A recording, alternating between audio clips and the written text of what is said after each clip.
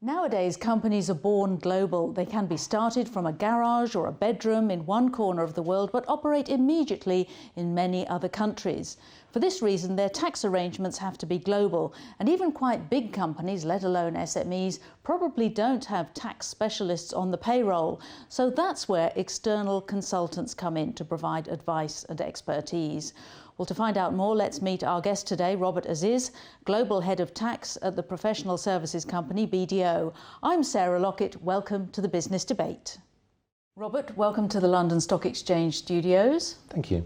So how can you think globally when it comes to tax? Aren't you just really comparing different countries' tax regimes to see where it's most advantageous for your clients to be? Well, I think an important point to note, Sarah, for business is that tax liabilities these days in our modern tax environment are determined more by what happens on the ground in a business. And by that I mean who is doing what and where are they doing that from. Now that's your business model, who's doing what where. So you need to have taxation in your global business thinking. And if you try to do something on tax that's outside that is outside what the business needs to do to operate effectively, I think you won't be successful. And you put a lot of emphasis on your people really advising, don't you, saying this is what I would do. Now, isn't that fraught with liabilities? Well, I think good advice is helping people make decisions, and to help somebody make an actual decision as opposed to just share content with them, I think you have to commit yourself, which is why we always say, I'll tell you what I think, not just what I know.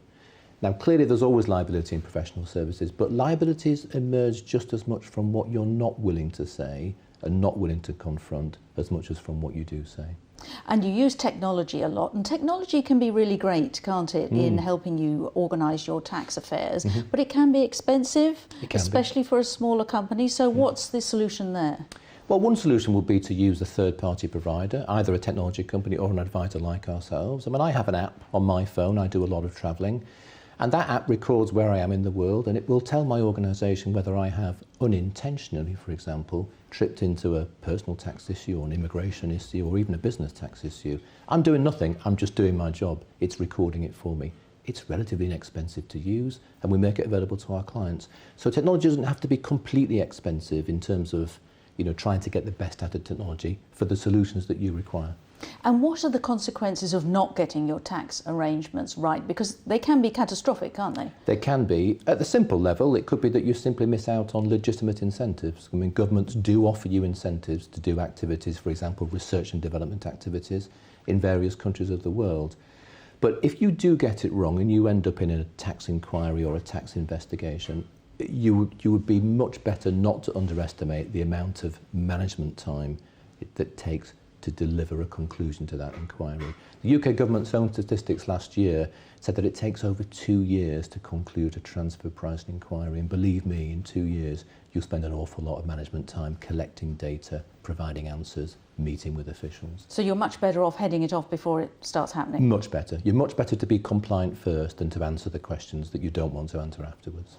And there is a hot debate raging now over digital service tax. So what do you advise about that? Well, I think it's part of a much bigger debate about how to tax multinationals in the modern global economy. And it's really a question about being able to make money from a distance. So you can make money from customers in a territory, but you may never as an organisation set foot in that territory and therefore have no requirement to pay tax there. So this is what the debate is really about. The only way forward, in my view, is the governments have to achieve some level of consensus on how this tax could operate. Businesses require certainty, and this is about the allocation of taxing rights between countries. So countries have to get their act together to help businesses understand the position and move forward from there. And we think about the Googles and the Starbucks who have been paying tax in the countries where it's most advantageous for them, and you think, why wouldn't a company want to do that? It sounds like a great idea, but you say it's not as simple as that. It's not as simple as that for two reasons, Sarah. I mean, the first is that the law has changed dramatically over the last 5 years, and I think what you'll find is if you're looking at what you think somebody else was able to do, you and they may not be able to do that right now, and it's likely that you're not able to because the law has changed. Secondly, it's not that easy just to take advantage of what you think is a tax break in another country. You have to establish operations there, you have to put people there, and that's either a fairly big cost or quite a disruption to your existing business. So my advice would be not to worry too much about other people's blueprints. Look at your own business model, what you need to do to make that successful, optimise your tax position around the way your business needs to work, And that way you'll have a competitive tax rate and it will be sustainable, which I think is also important. Really interesting. Robert, thank you very much. My pleasure.